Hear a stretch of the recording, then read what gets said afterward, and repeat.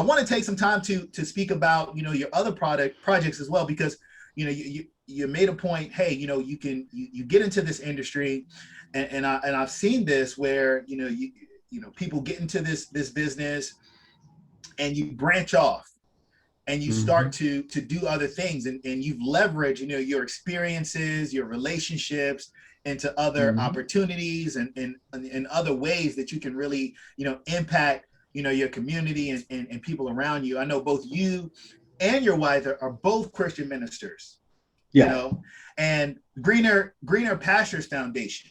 This is both of your organizations. Yes. Right. Tell me. Okay. Tell you about it. Right. She's the president. So yes. My wife is Reverend Tiffany Harris Green. She has an MDiv. We met at ODU. It was perfect. We met my senior year, her junior year, so it was perfect for me. I was getting ready to graduate, so it was perfect time to meet someone. And so the nonprofit came about. Right, in the college. The nonprofit came about when we were just looking around, looking at all the disparities in education. So we really want to advocate for those parents with kids that have learning disabilities, whether it's ADHD, dyslexia, dysgraphia, or intellectual disabilities. What we found is that a lot of people of color, a lot of parents of color in particular, didn't understand their rights. They didn't know what the services that was there for them. And if you've ever been to an IEP or 504 meeting, it can be very intimidating. In particular, in the county that we live in Henrico, Virginia. 50,000 students. It's one of the biggest ones in Central Virginia. So you can walk into a room where it's like 6 people, 7 people, Dr. So-and-so, and they're telling you about your child. And if I only have a high school diploma, I'm doing the best I can, education really not my thing, I'm productive, that can be intimidating. And we have a tendency as parents to take their words as the law. And what we saw was they were mistreating, they were suspending kids, in particular African-American boys, because saying they had behavior problems. Well, once you did more research, it wasn't that they had behavior problems. These kids were bright and they weren't getting challenged.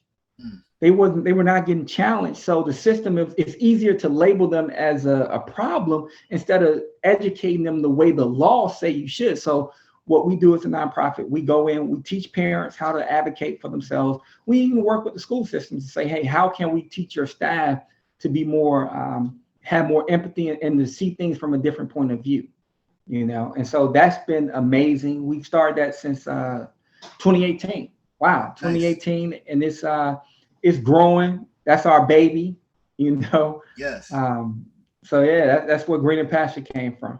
No, that's awesome. And, you mentioned, working with the schools, but also definitely working with those parents, which is so important, because if they are knowledgeable about, the resources and access that they have, or the leverage that they have, then they can, take advantage of those things as well. So what age ranges does Greener Pastures focus on? Kindergarten to 12th grade. 12th grade. So then those 12th graders, they can come K out. through 12. K through 12, they come out of high school, right? They can go to college, or they can go and get their insurance license, because they are bright, right? Yeah. And they have a path, that's going to be able to take them wherever they desire. No, absolutely. It's awesome. It's awesome. And All In Consulting Firm. Now this is your investment retirement firm. No. All In Consulting Firm. Tell me about All In Consulting Firm too. All right. All In Consulting. That's something that me and my wife we did. This is helping companies understand how to communicate. What we saw is that a lot of companies don't know how to communicate, not from a marketing standpoint, but communicate what they're trying to get across in memos, documents, emails. So we're able to go in.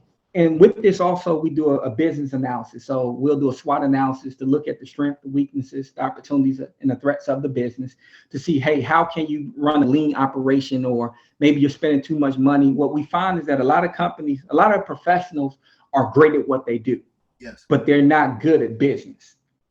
If you look at doctors, for example, he or she is exceptional at diagnosing you and doing things like that. But when we talk about payroll, managing employees, ordering supplies, they could care less about it, Right. And so that's what we're able to come in and say, hey, we can be that consultant for you. and we'll take care of the business part of your business. You do great at what you're doing. We'll run your books and things like that.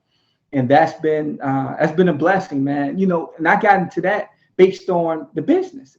Yes. As I'm working with clients that are doing well for themselves, and they're like, they ask me these questions and I'm giving them answers. And it's like, wait a minute. Okay, maybe it's a market there where we can come in and fit this niche and be able to help you all so you can maximize your profit and work on. And that's one thing the industry has taught us is this: focus on the things you're good at. If you're not good at doing openings, let's focus on doing the closing. Let's put other people in those places that can really help you building the team out. And so that's what we do as All In Consulting Firm. Yeah. So you can help them with that process, of working on the business, while they're working in the business and continuing to build it. Well said. Awesome. No. See that is so important, because, exactly because of what you just said. People do have skills, they have many things that they can bring to the table. But as far as, organizing and making sure that the administrative aspects are in place, I know that, I'll talk about my stuff offline. I won't talk about,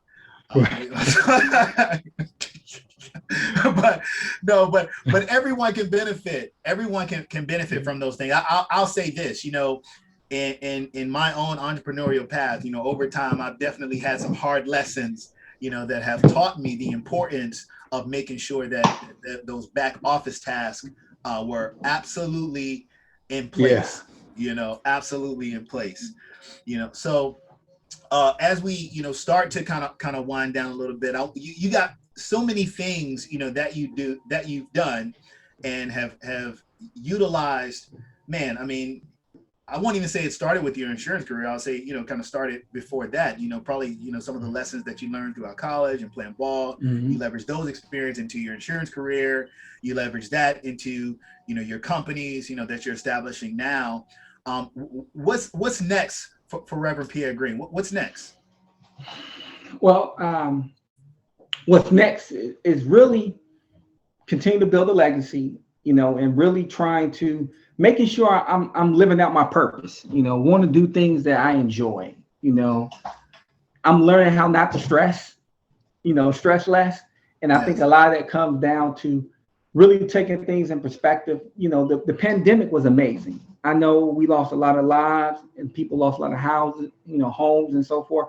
But for my household, it was amazing because it gave us time to reflect, to say, wait a minute, why are we doing this? What are we really trying to get accomplished out of this? What's the purpose? And I think going forward, as things start to open back up, that's one of the questions we ask. Well, what's the purpose of this? Okay. Should we be doing this? And if it doesn't line up with our values and where we are at and where we're trying to go, hey, we're gonna pass on it. It's nothing wrong with that. And I think we got caught up in the cycle. Just go. And this has been amazing, man. You get a chance to talk to your kids and learn things about them that you didn't know. Like, oh wow, okay, I didn't know you thought like that. Okay. Yeah. Let's talk about that. That's right. Even observe them in a different way, right? Because it's you're used to sending them off. You send them off. You kind of get in the habit of that, so you really don't even see how they're engaging throughout the course of the day. Right. But being able to observe them the entire day in this virtual environment. It definitely has been gratifying for our family. It sounds like it's been the same, for yours as well. Yeah, man. 2020, that was a big year. I know that everyone is trying to really move out of it and get back into the flow of normalcy. But it certainly was a time to kind of reflect, and many of the innovations that are happening now have been birthed out of that. Yeah, absolutely. I mean, Zoom is definitely taking off. Well, I look at the industry. It was certain things that they would not allow us to do because they wanted us to be in person. Yes. And you couldn't do electronic signatures. All that's out the window. Everything is like do Zoom, do DocuSign. It's perfect. So now I'm able to be in Maryland, North Carolina, and Virginia all in the same day. That's right. it's no way we could have ever done that without the pandemic. So, you're absolutely right. We had to pivot. Everybody had to make a pivot in 2020. One of the things that I took away from 2020, I just want to get this to you, is that I realized I was waiting for something, or for somebody to do something, this opportunity, that opportunity. And what I said was, we waste so much time waiting instead of just taking the opportunity. Let me make it plain for you. You got these referrals, and your client said, let me call them first and then I'll let you know. Well, 2 weeks have come and they haven't called you. You're waiting for them. Instead of just picking up the phone and say, hey, Mr. Smith gave this to me, can we get together? That's a missed opportunity. So I realized, I lost my father April 12th, 2020.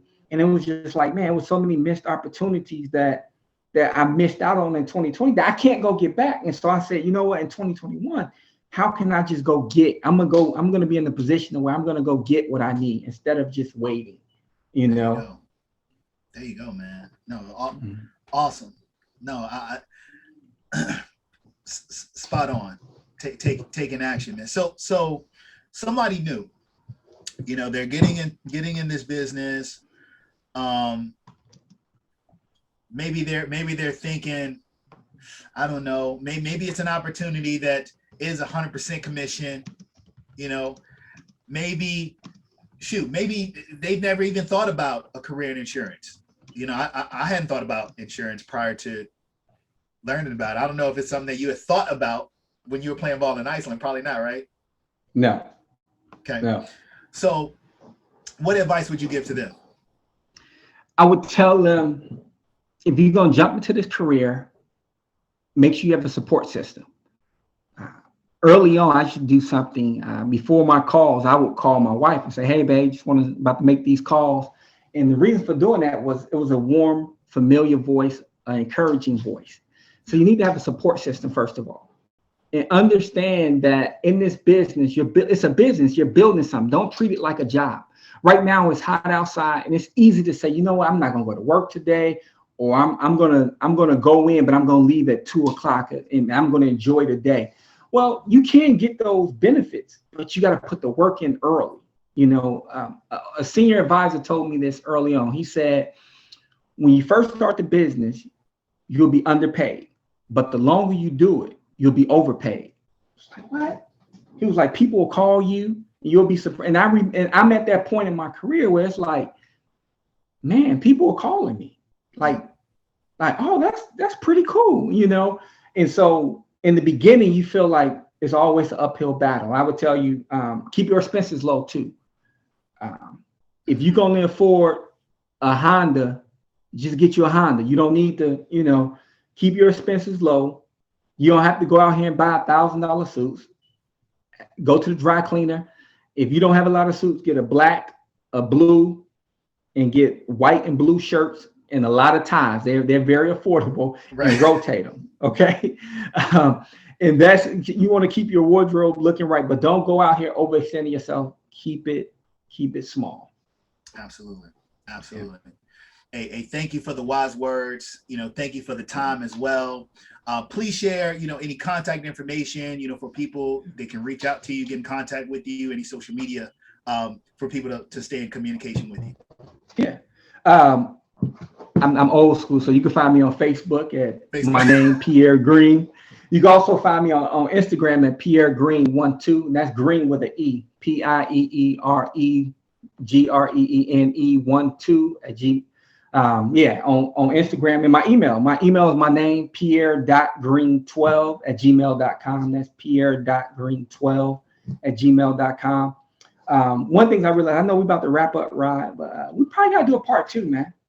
Yeah, man. We gotta do a part 2. Yeah, this is an ongoing conversation. We didn't get into like the next phases of where Naya's going and all this stuff. So yeah, we'll definitely have to continue on. But I appreciate you, this evening. And ladies and gentlemen, you'll see at the bottom of the screen Pierre's contact information. The Reverend Pierre Green. Thank you very much for being here today, and thank you all for listening. And maybe you heard something that made you think you should get a license. Until next time, talk soon.